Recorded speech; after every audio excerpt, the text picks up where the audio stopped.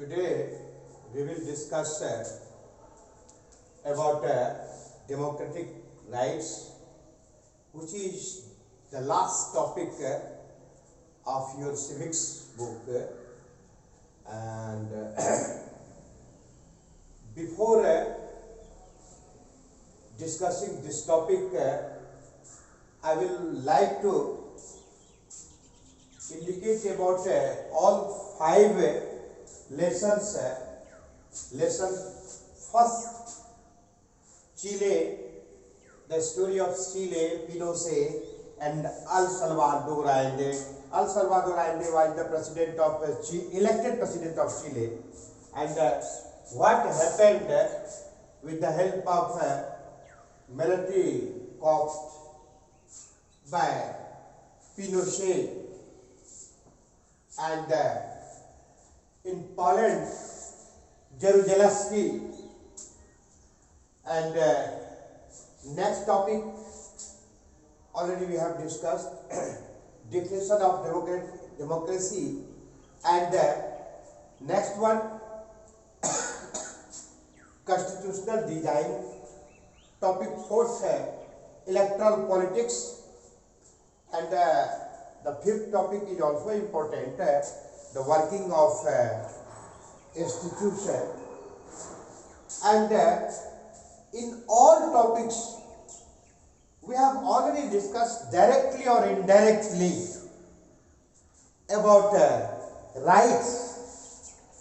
That is why it is necessary to know about democratic rights. So last topic is democratic rights. And we will have to discuss to this democratic rights,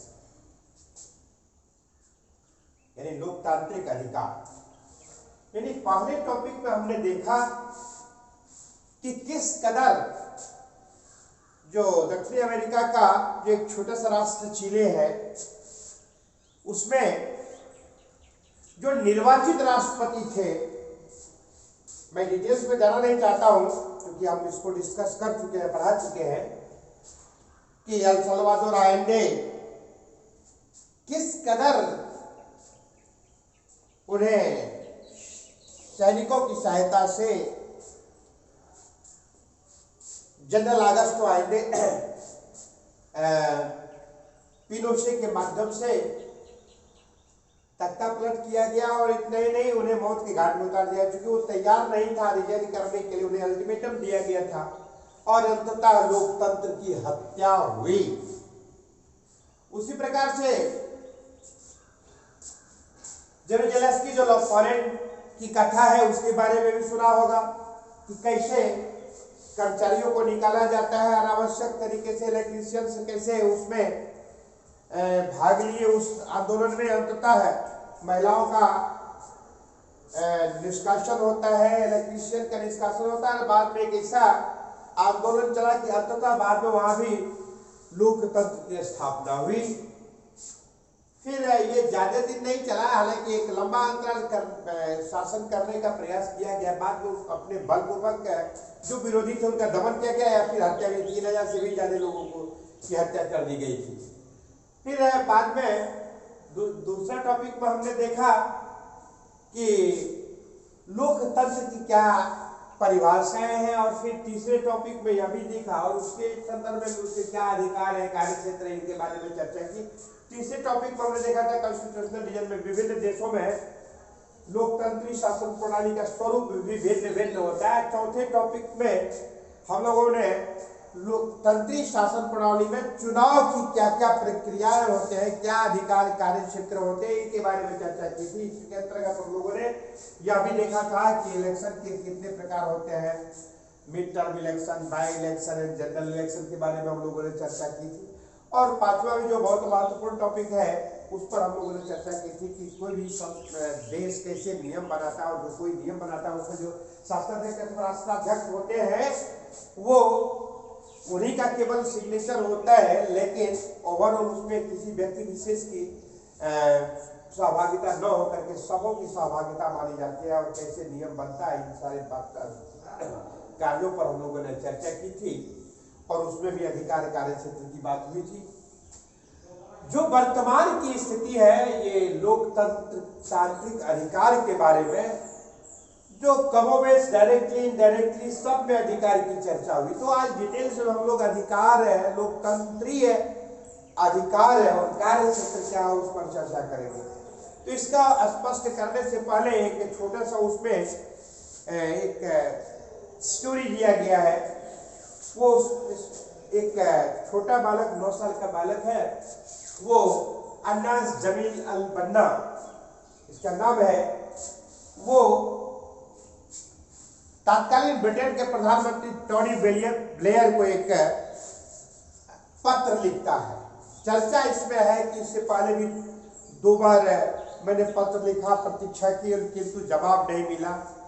फिर उसमें आशा यह है कि मेरे पिताजी को यूं ही गिरफ्तार कर लिया गया था अमेरिकी नौसेना के द्वारा और क्यूबा में ले जाकर के, क्यूबा के निकट में एक बेहद भयावह जो जेल है, जेल को कहते हैं, कि वहां पर ले जाकर के नजरबंद कर दिया गया।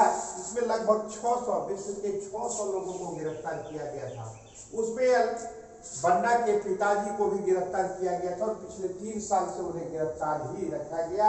यातनाएं दी गई केवल इस आधार पर कि 11 सितंबर 2001 ईस्वी को जो अमेरिका में जो अटैक हुआ था, इसके संदेह पर ही 600 लोगों को गिरफ्तार किया गया था, बिना मुकदमा चलाए, बिना जांच पड़ताल किए ही।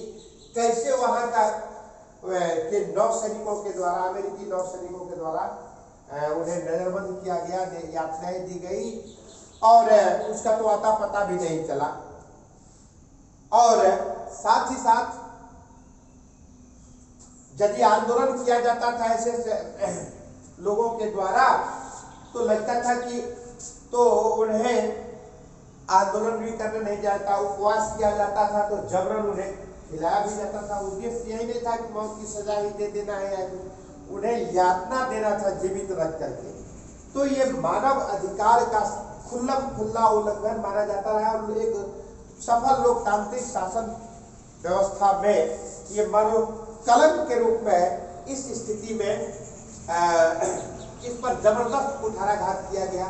वहाँ किसी मीडिया वाले को नहीं जाना जाता था, यहाँ तक कि वर्ल्ड का जो सबसे लार्जेस्ट ऑर्गेनाइजेशन है, यूनाइटेड नेशन ऑर्गेनाइजेशन, इनके महासचिव जनरल सेक्रेटरी के नाम से जाना जाता है, जो सर्वोच्च पद पर होते हैं, उनके द्वारा भी इस पर आलोचना की गई थी। अमेरिका को उसके सैनिकों के द्वारा इस प्रकार से जो कार्रवाई की जा रही थी उनको ऐसा नहीं करने का आग्रह किया गया था, किंतु कोई प्रभाव नहीं पड़ा अमेरिका के ऊपर।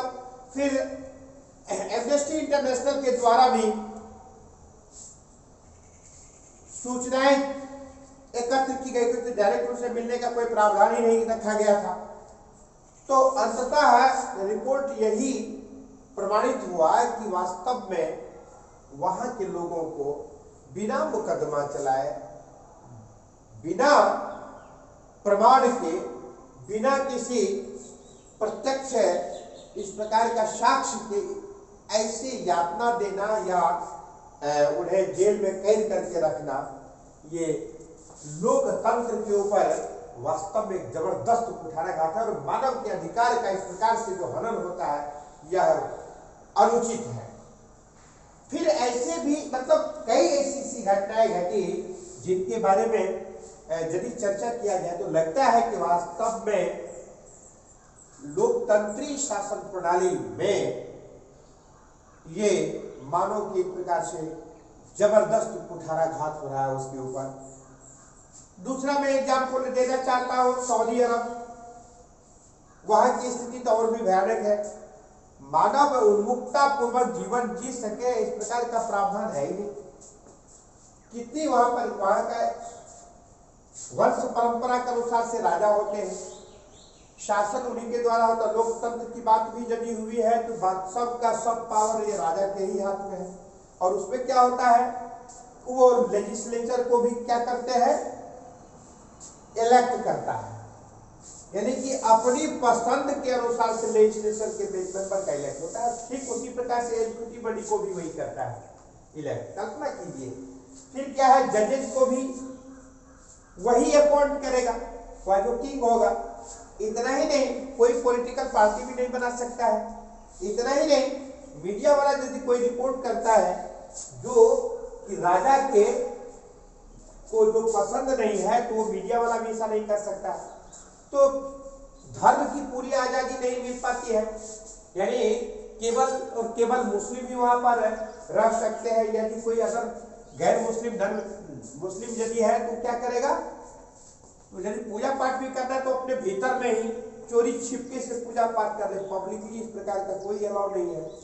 तो इस तरह से, और इतना ही नहीं, हद तो यह है कि आज तक जहां भी डायरेक्टली और इनडायरेक्टली डेमोक्रेटिक सिस्टम है, आज तक सऊदी अरब जैसे राष्ट्र में महिलाओं को आज तक वोटिंग करने का भी अधिकार नहीं दिया गया। कैसा लोकतांत्रिक शासन प्रणाली है, क्या उनके लोकतांत्रिक अधिकार है, सहज ही कल्पना किया जा सकता है।